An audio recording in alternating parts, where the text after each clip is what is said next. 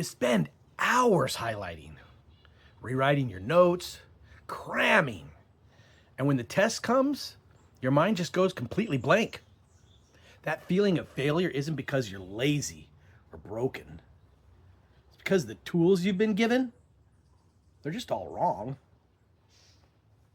Well, what if I told you the solution isn't to try harder? It's to try smarter. I get it. You're exhausted. You've tried everything. But this isn't about more effort or a new app. It's about having the right tools to build confidence. Tools that help stay regulated, build structure, and release the pressure.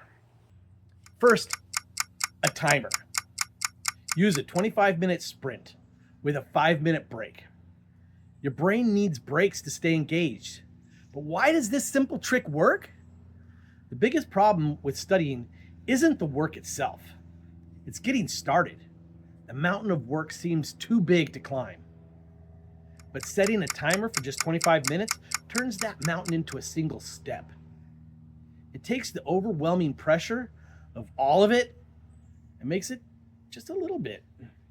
And every time you finish one of those small sprints, your brain actually gets a dopamine hit.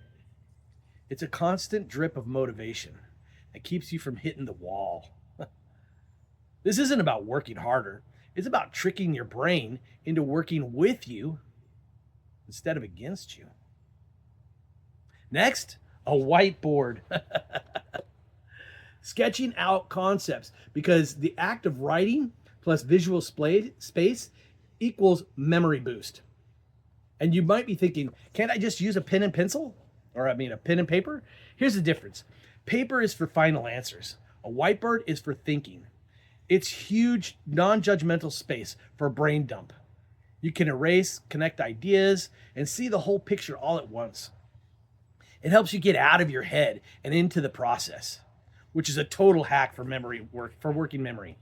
Plus, the simple act of standing and writing on a large surface engages your body. It's a kinesthetic activity that burns off excess energy, so your mind can focus on the hard stuff.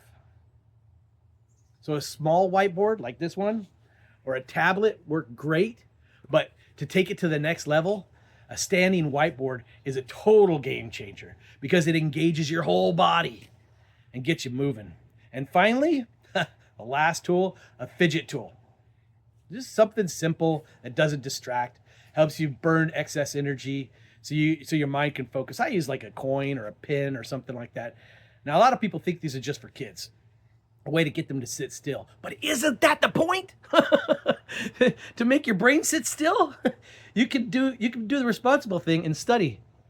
But the truth is, you've been doing this your whole life. Maybe you shake your leg like I do. Maybe you twirl a pin. Maybe you bite your cheek. These aren't nervous habits. They're your brain's secret way of staying engaged. The act of fidgeting takes just enough of your brain's processing power to satisfy that need for motion. It burns off excess energy that would otherwise be racing around in your head by giving your body something simple to do. Your mind is free to focus on the big stuff, that worksheet, those notes, the lesson. The goal isn't to get rid of energy, it's to redirect it. These tools don't just help you study, they help you stay regulated. If you want more ADHD-friendly strategies that actually work, follow me. Share this with somebody who needs it. Tag someone, leave a comment. Help me spread this message. What's your favorite fidget tool? How do you help yourself get started? What is your best study strategy? I'm not the only one who wants to know. Everybody wants to know because we all need your help. Thanks, guys. Have a great day.